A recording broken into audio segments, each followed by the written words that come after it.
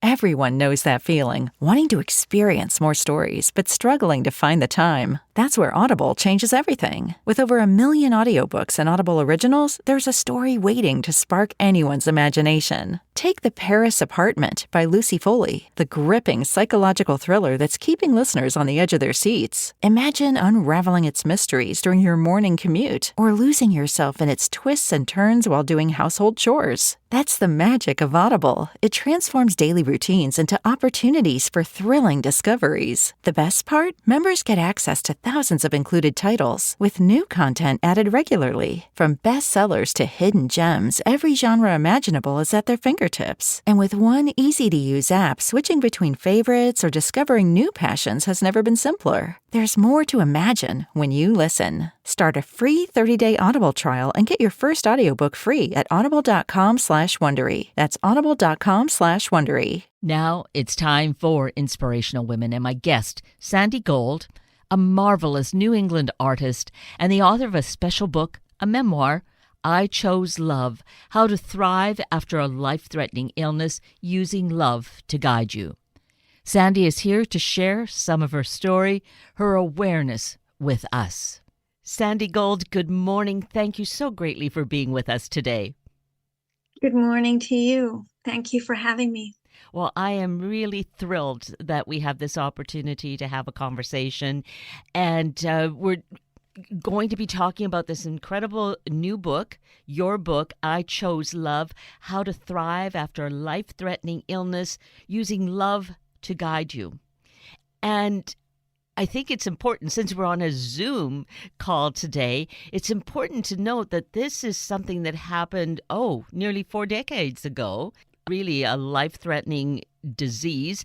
And yet here you are looking radiant today. So obviously things were not what they were called at the time, or they were, but there was a way that you found, and that's the book, I Chose Love. You found the pathway through that diagnosis.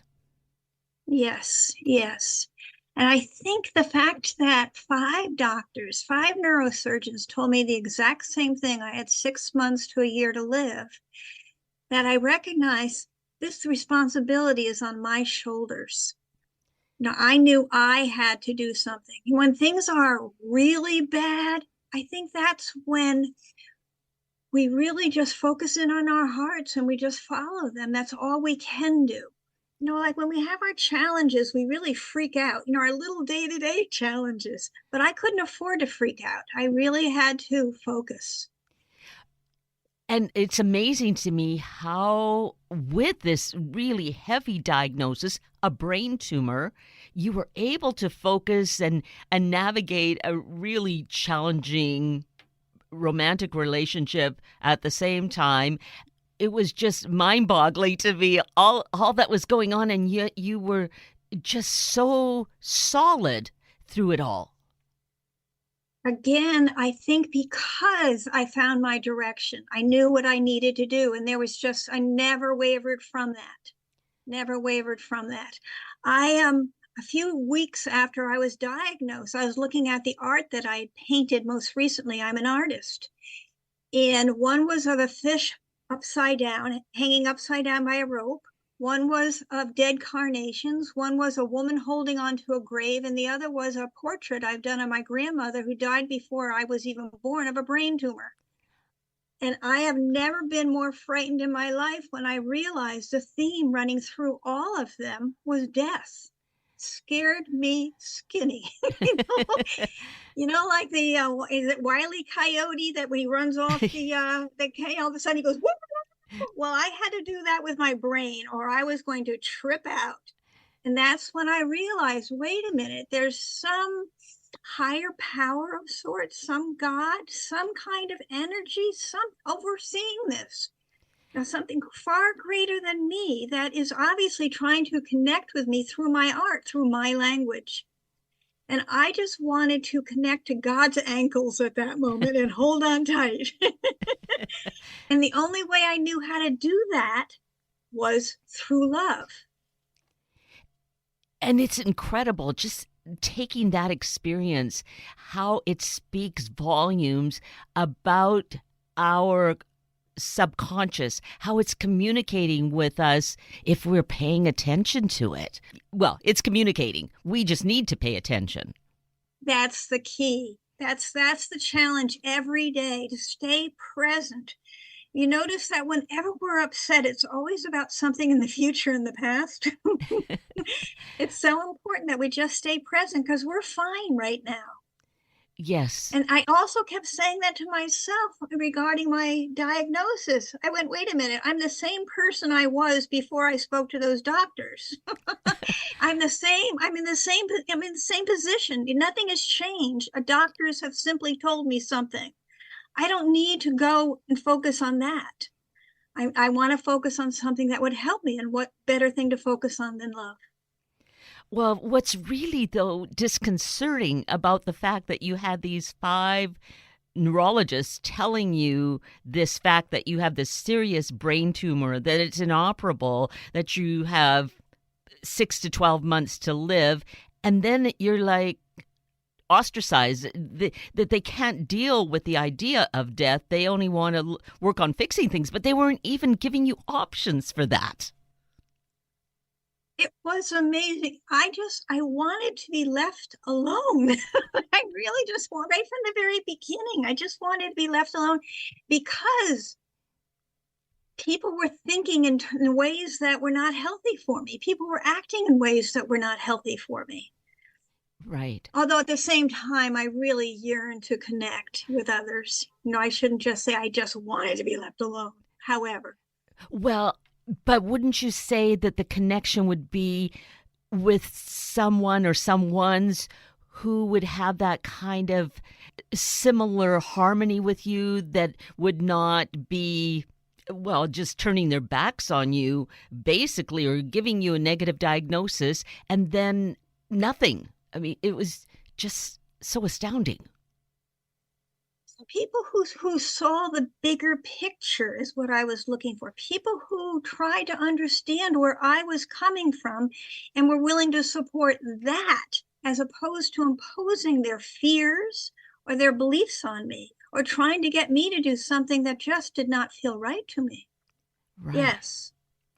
And during that time, and we're talking about nearly 40 years ago, so this was 1986, I believe, that you got. Yes, it was December of 1986. However, 7 years after that, I got radiation damage, and that lasted up until just, only maybe 5 or 8 years ago.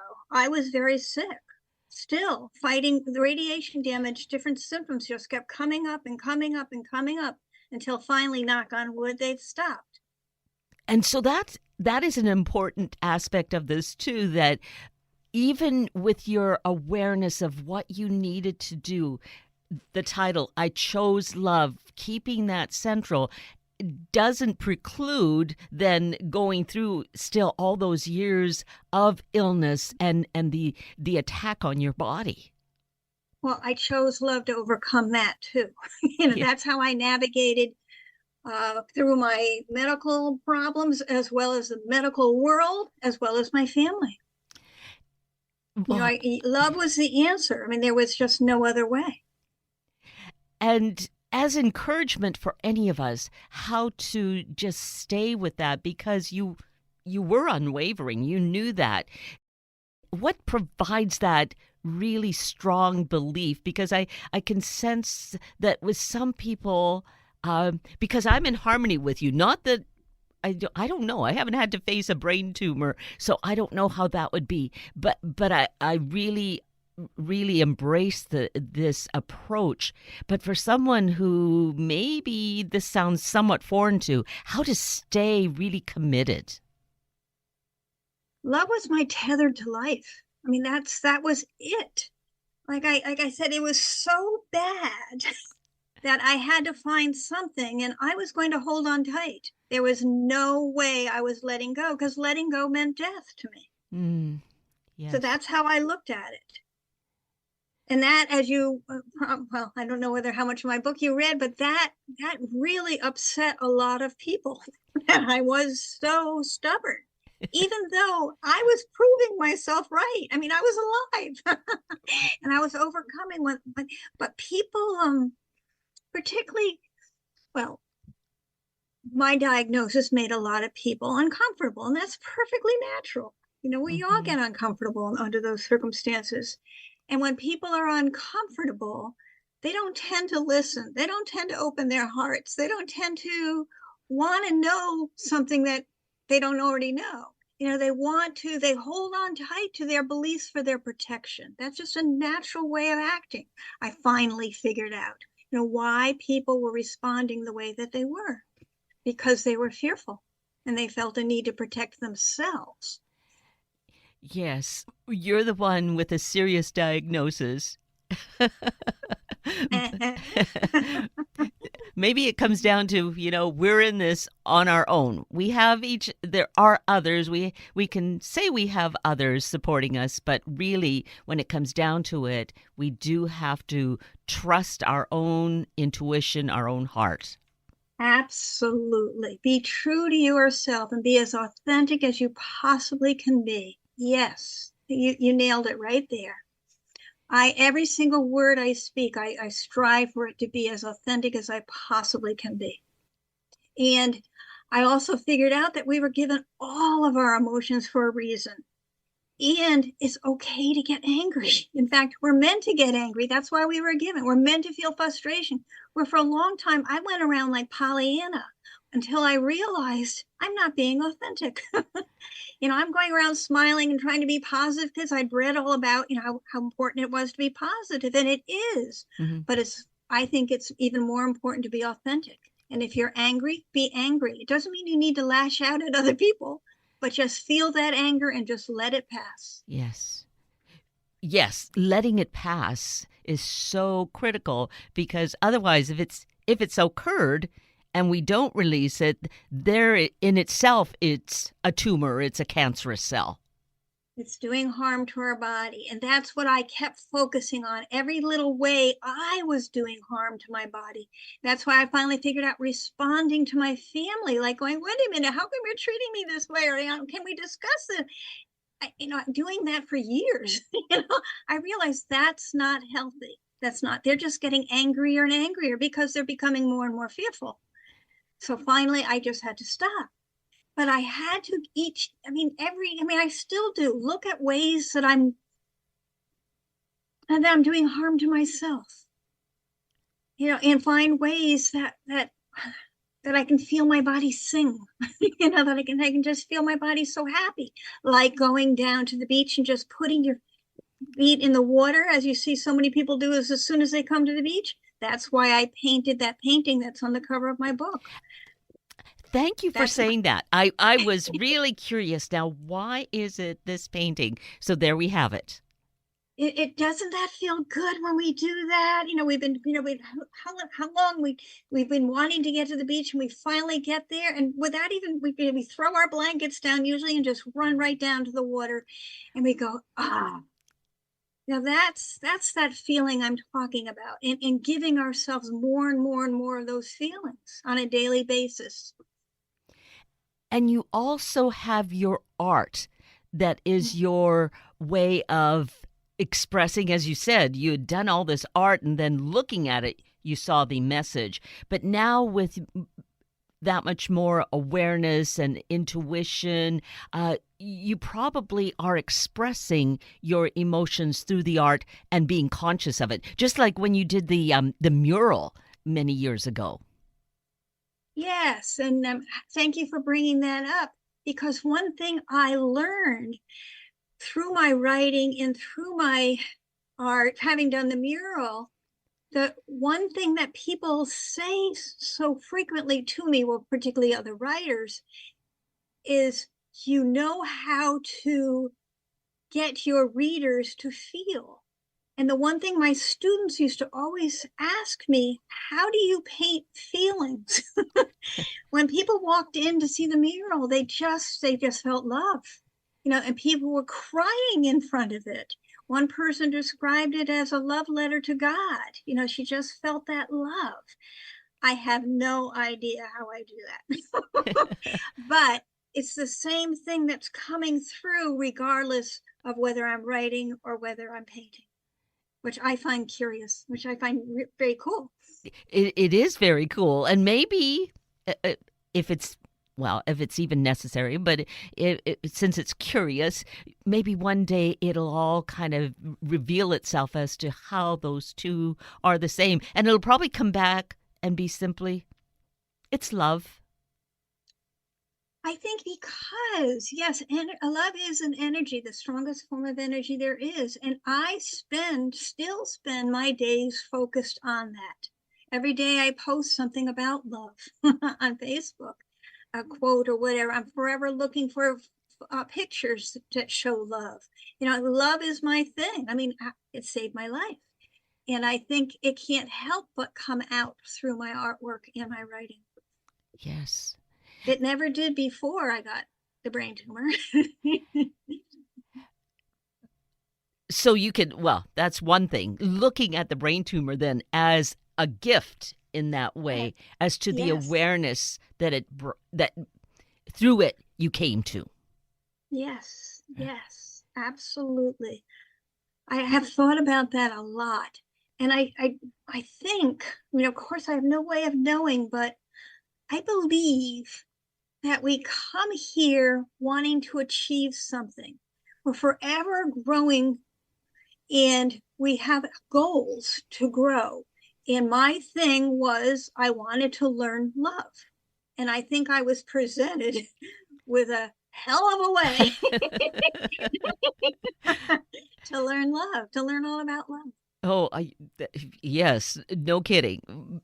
Between having this serious brain tumor, which I can't even imagine. Actually, as a kid, I used to watch some of those doctor shows on TVs that focused on like tumors. Like Dr. Kildare. Yes. And Dr. Casey, Dr. Ben Casey particularly.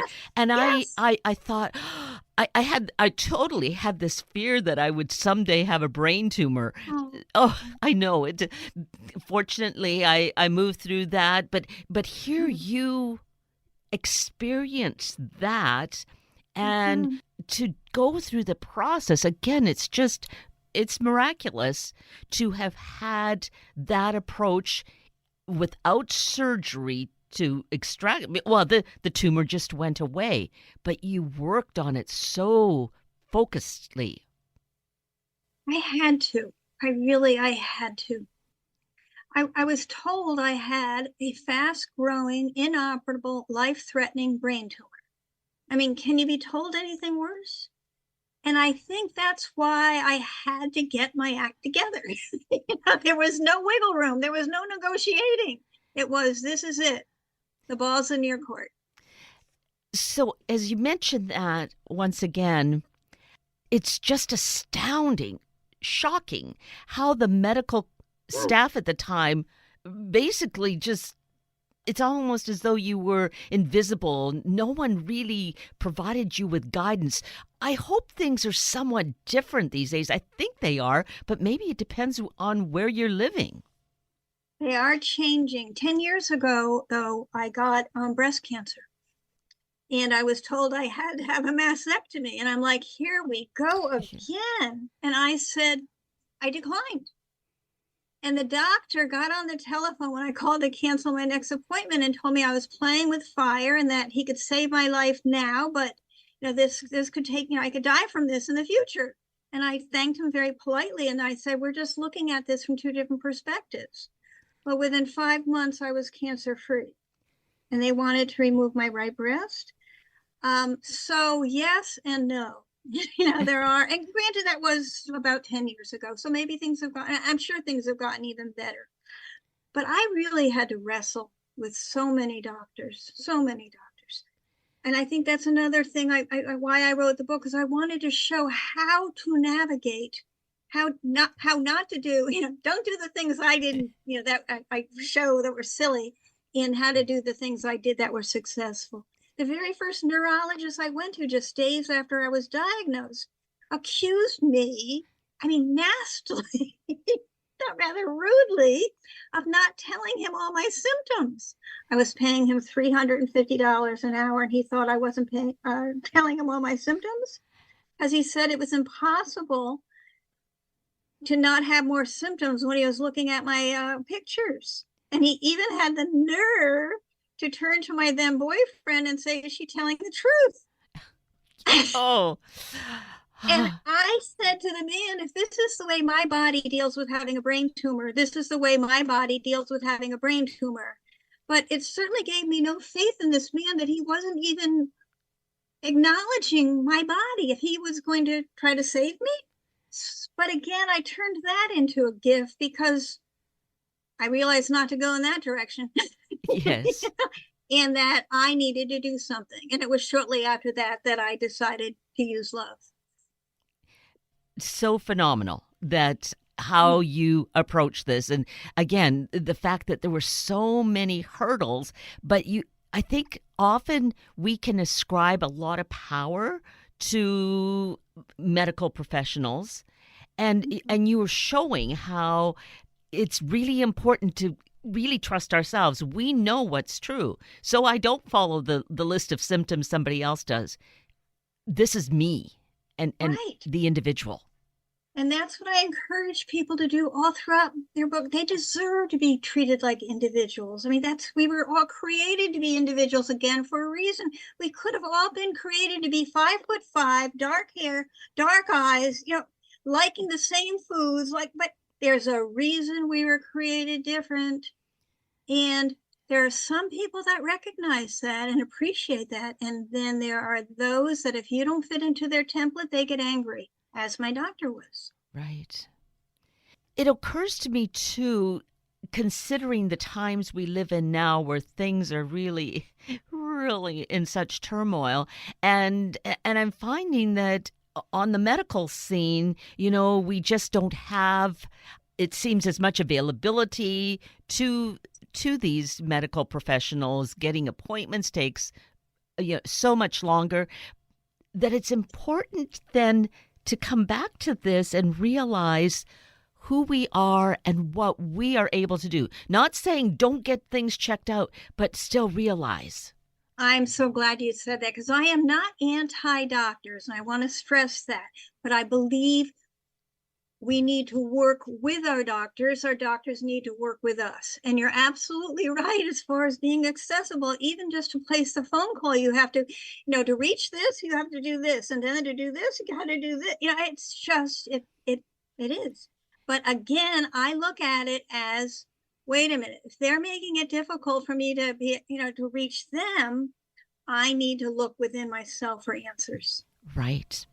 And that's where sharing experiences, sharing the story as you do, I chose love, really gives us insights. And it's an education into what to think of in terms of ourselves and what is going on. Absolutely. And that I encourage that all throughout my book. And I even say, don't do what I did. I want you to look into your own heart and decide what is right for you. And if that's conventional medicine, I applaud you. If that's right for you. I've supported friends that have chosen to go through chemo and all the other stuff, because that was what they chose and what they felt most comfortable with. And you're going to have the most success with things that you're most comfortable with. Because that part of that is then that authenticity, our authentic self, if we're in harmony with what is going on. And you believe in it. Yes. A lot of it is your belief and your faith. Yes. So here we have this incredible experience of your overcoming two major health situations in your life, but you continue to thrive and do great work, and you've actually, with your art, are really helping others to use that in their own healing. True? That has been my goal for so long, and I was getting so frustrated because it took me so long to write this book because I kept getting sick. but I was able to put even more information into the book because I kept getting sick. I had to figure out how to overcome that too. But yes, and it's just an honor and a joy to be able to do what I do. So we should mention the book is quite new, but it's readily available through any and all of our favorite book sources, correct? Yes, except Amazon, for some reason, has made it very difficult to access. You have to put in, I Chose Love by Sandi Gold. Otherwise, it shoots you over to I Choose Love, where you'll never find my book. Oh, how odd. So, So yeah. I've been encouraging people to go to my website, which is just Yes. my name, Sandi with an I, gold.com. And it is available in softcover, ebook, and audio. And of course, go to your local bookstore, brick and Yes, mortar, go to the bookstore yes. and request it by name. They may not have it. So it gives them an opportunity to order in copies of books so others can Thank, take advantage. thank you for saying that. Yes, thank you. And the other thing about going to your website, which I think is another gift that you offer us, Sandi, is that you have a newsletter that comes out. We can sign up for that and get it by email and really keep up to date with just things that are going on in our world now. Correct. And people are welcome to ask me questions. Obviously, I can't answer everybody's questions, and I do answer the question that's more universal as opposed to, directed towards one person. But I do encourage people to ask me questions. I love answering questions. You love to express yourself and just share stories, Right, right? right. Because again, it is with stories that I believe we learn so much. Because we identify with them. We connect with one another because we identify with them. Yes. Yes. And I feel stories are so powerful because through that identification, we see what's relevant for us. It's not someone dictating, you need to do this, you have to do this. We get what we need. In a comfortable way. Whereas when somebody starts telling me what I need to do, because if I had done what doctors told me I needed to do, I'd be dead today. I can feel my body clench. And of course, I'm not listening to them 100%. I mean, it's really a horrible thing to do, to tell someone what they need to do. It's not recognizing that they have that inner wisdom within them. The most important thing that people always did to me, the most helpful thing, was to tell me, Sandi, you got this. You know what to do. That just, I could feel my body strengthen from that. And and everything yelling, yay, yay, yay. Yes, I do. And in fact, one of the people, I believe, from reading in the early part of your book, Dr. Bernie Siegel was one of those people Yes, who said, yes, Sandi, you know what you need. yes. Yeah, what amazing man, amazing man. After I did the mural, I got all this attention on me. 2020 covered me, New York Times, People magazine, me. It went on and on. My brother, who was living in Africa at the time, read about me in the American embassy. And I wanted to use some of that attention I wanted to give some of that attention to him. So I brought him to speak here in Westerly, where I live. Wonderful man. So it's wonderful because it brings him to light again. He's been very important, I think, in our awareness, our health awareness, and in the whole area of wellness. So it's great to read about him again. In 1986, he published the book, Love, Medicine, and Miracles. And he, in that book, said that love heals. And he also used to talk to his patients while he was operating on them. If somebody's heart stopped while he was operating on them, he'd say, Charlie, get your heart to start again. And the heart would start again. And his peers made fun of him. He was a pediatric surgeon at Yale New Haven Hospital, not far from where I live. And so he took a lot of grief, but that was 1986. So yes, you're right. He's been a pioneer. Yes, he has. And right alongside, you're your own kind of pioneer doing the work that you do and in Sandi Gold fashion. That, encouraging us that we each have that within us. We're all special, not one more special than the other. We all have these gifts that we need to pay attention to. And we're most powerful when we do them in our own fashion, just as exactly as you said. And yet people are forever, trying to cover up or try to emulate other people. Nuh-uh. No. We are strongest when we are just being the person we are created to be. so simple and yet can be so challenging. But Yes. it's important to keep reiterating that, and we've learned this, and I think it gets underscored if we pick up a copy of this lovely book, I Chose Love.